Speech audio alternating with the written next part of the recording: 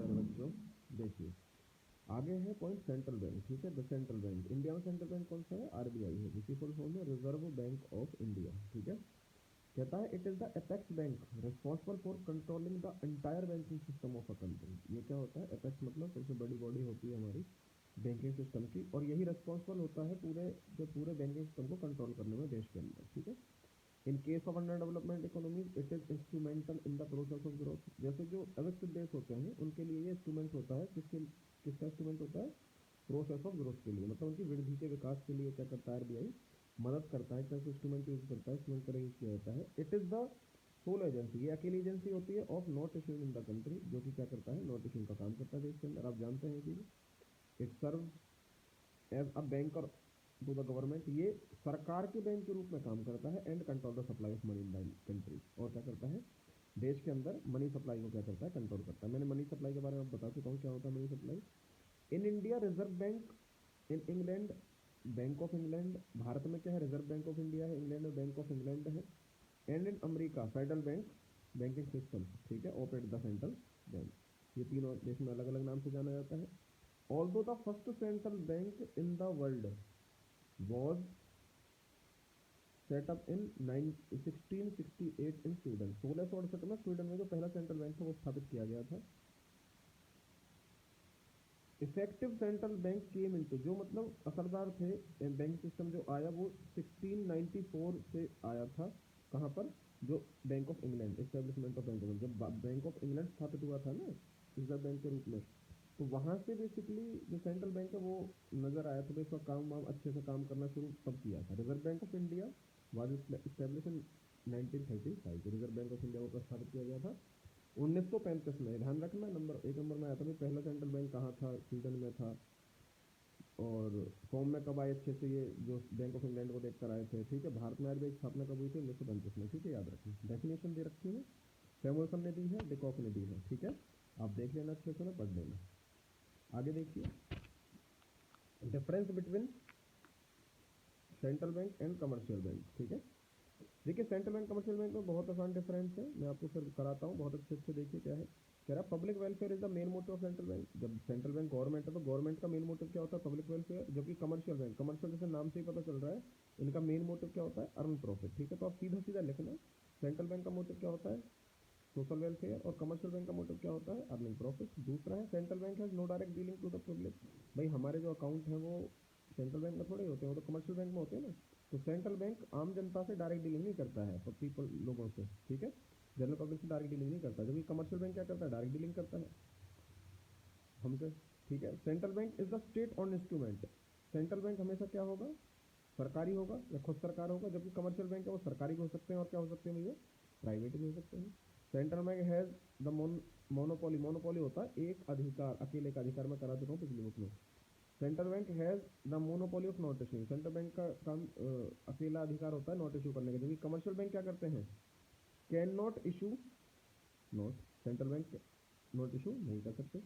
Central bank do not complete with the commercial bank, rather it function as banker to the bank and as a lender to the last resort. ये banker to the bank और lender to the last resort है, ये हम आगे करेंगे इसके function में, उसमें समझ लेंगे। ठीक है, क्या है? Central bank control the banking system. Central bank क्या करता है? बैंकिंग सिस्टम कंट्रोल करता है of the country. Commercial bank function under the control and supervision of the central bank. देखिए सेंट्रल बैंक का काम है कंट्रोल करने का। ठीक है, जो कि कमर्शियल बैंक क्या करते हैं?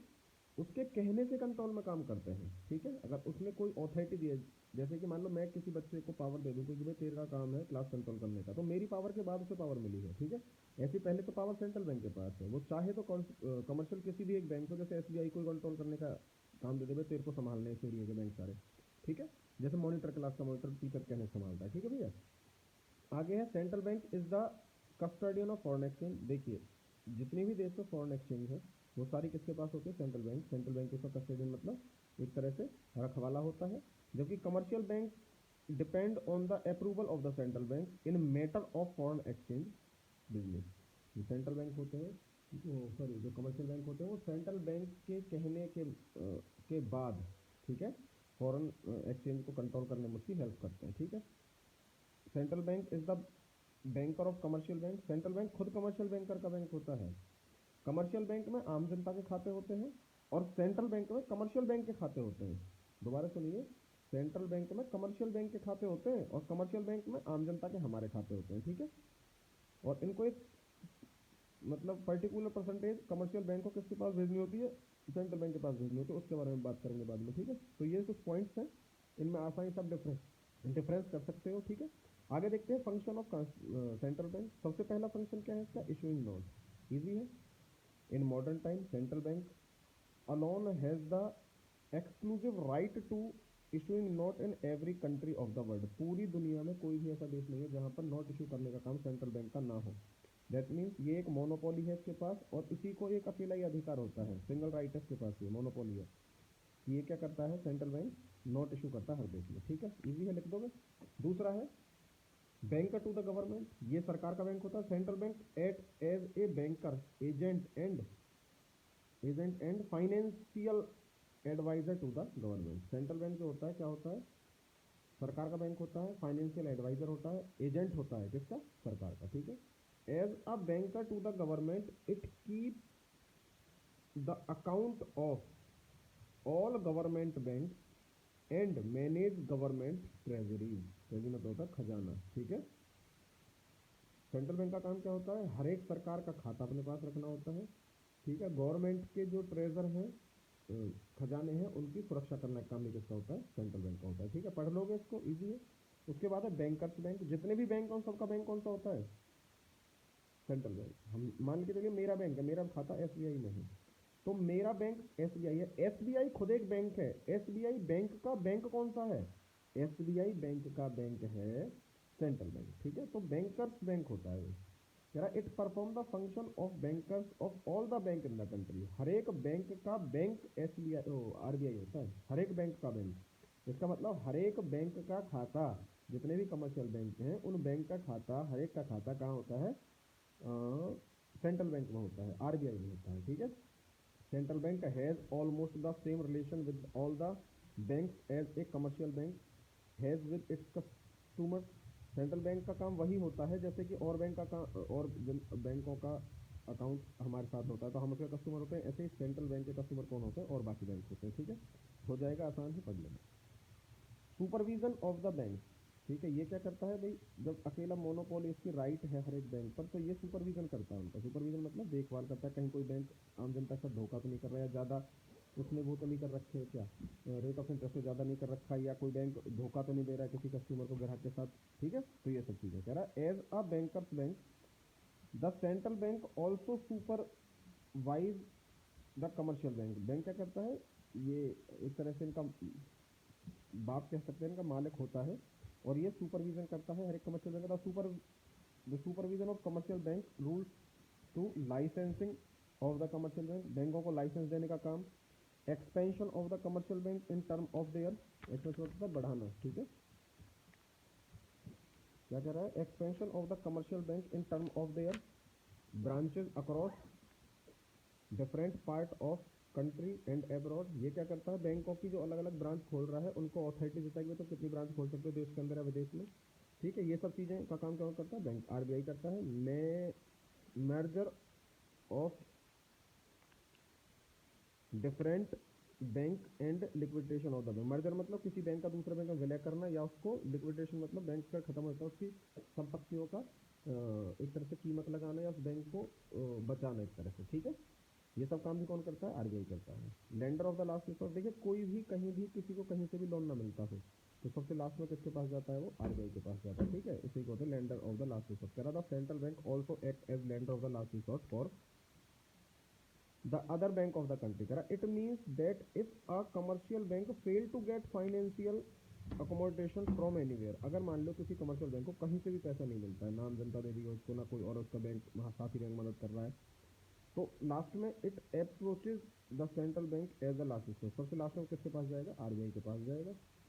Central bank advise loan to such a bank against approval security. Central bank क्या करेगा, कुछ सिक्योरिटी उसके पास उससे लेगा या कुछ गिरवी लेगा उससे, और क्या कर देगा, उसको पैसा दे देगा, ठीक है। Lender of the last show का मतलब है किसी को कहीं से पैसा ना मिलता हो तो तुमको लास्ट में किसके पास मिलेगा, आरबीआई के पास मिलेगा। और खुद यार आरबीआई के पास मशीन है नोट छापने की, वो छाप के दे देगी, ठीक है। उसी के हिसाब से वो अपने क्या रखेगा, बैकग्राउंड में अपने पास प्रॉपर्टी रख लेगा RBI. Custodian of the national reserve of foreign exchange, देखिए national reserve of foreign exchange क्या कह सकते हैं हम कि भाई सरकार के जो वो हैं ट्रेजरी हैं, ट्रेजरी बिल हैं, खजाने हैं, या फिर विदेशी जो संपत्ति है। फॉरेन एक्सचेंज का मतलब होता है विदेशी मुद्रा, फॉरेन एक्सचेंज का मतलब क्या होता है, विदेशी मुद्रा जितनी भी है वो सबको भी कौन रखता है अपने पास, किसके पास होती है वो, सेंट्रल बैंक के पास होती है, उसका मालिक होता है। कह रहा है central bank also function of the custody of national foreign exchange, ठीक है। विदेशी संपत्ति को देश की संपत्ति मुद्रा के रूप में हो उसका भी कस्टडी कौन करता है, सेंट्रल बैंक ही करता है। उसके बाद है क्लियरिंग हाउसिंग फंक्शन, कह रहा central bank also performing the function of clearing against one another can be sorry housing every bank kept cash reserve with the central bank, the claims of bank against one another can be easily and conventionally settled by simple transfer from bank B and bank B deserve a check to, मैं आपको एक काम करता हूँ clearing housing function ना मैं आपको अभी समझाता हूँ कॉपी में, ठीक है। आप इसको छोड़ दो अभी, ठीक है, मैं कॉपी में दूसरी वीडियो बना के इसको भेज दूंगा। उसके बाद है control of credit, credit control का काम। क्रेडिट कंट्रोल का मतलब क्या है इसको मैं आपको बाद में बताऊंगा, दोनों पॉइंट, ठीक है। उसके बाद है कलेक्शन ऑफ स्टैटिक्स, देखिए कोई भी डेटा तैयार करना है देश के अंदर क्या चल रहा है क्या नहीं चल रहा है, सारे का सारा डेटा जो तैयार करता है जनता के लिए या सरकार के लिए विदेशों से जो डेटा इकट्ठा करता है वो कौन करता है, करता है। Central bank also the collect the various statistical information and publish the same periodically, ठीक है। टाइम टू टाइम इनको क्या करता है, पब्लिश करता रहता है, इंफॉर्मेशन इकट्ठी करता है। Statical related to banking, currency and foreign exchange positions in the country, reflect the rate of economic progress. ये क्या करता है, जो भी हमारी फॉरेन एक्सचेंज रेट चल रहा है, देश में क्या सप्लाई है मनी की, फॉरेन में क्या चीज़ चल रही है, फॉरेन करेंसी, फॉरेन बैंक का स्टेटमेंट क्या चल रहा है, उनका स्टेटिक्स क्या है, वो सब चीज़ें जो भी रिफ्लेक्ट करते हैं हमारे इकोनॉमिक प्रोसेस को, उन सब के बारे में इंफॉर्मेशन लेता है, ठीक है। कुछ और काम भी है जैसे कि एग्रीकल्चर क्रेडिट, भाई एग्रीकल्चर लोन भी कौन देता है, हमारे कमर्शियल सेंट्रल बैंक इशू करता है ना, उसके बाद ही कमर्शियल बैंक बांटते हैं। Central bank of many countries provide credit function for the development of agriculture, कृषि के विकास के लिए काम करता है। और क्या करता है, इंटरनेशनल मॉनेटरी कॉन्फ्रेंस, देखिए जब अंतर्राष्ट्रीय मुद्रा सभाएं कोई होती हैं तो उसमें भी देश को कौन रिप्रेजेंट करता है, आरबीआई रिप्रेजेंट करता है। हमारे देश तरफ से कौन जाता है इंटरनेशनल मॉनेटरी कॉन्फ्रेंस में, आरबीआई जाता है। कह रहा central bank represent there countries in international monetary conference, like international monetary fund, IMF की तरफ से, वर्ल्ड बैंक, इनमें जब भी कोई कॉन्फ्रेंस होगी ना तो भारत की तरफ से कौन जाएगा, आरबीआई जाएगा। Money and bill market, central bank also endeavours to origins money and bill market in the country, ठीक है। आगे देखिए रिटर्न ऑफ टर्नमेंट, फटे पुराने जो नोट हैं उनको भी कौन वापस लेता है, आरबीआई खुद लेता है, ठीक है। कोई नोट खराब हो गया, कोई फट गया, उसको वापस लेने का काम भी किसका होता है, आरबीआई का होता है, ठीक है। इस पॉइंट को भी थोड़ा बाद में करा दूंगा। ये दोनों मैं भी भेज रहा हूँ आपके पास, ठीक है, तब तक आप ये कंप्लीट करो, ओके, थैंक यू।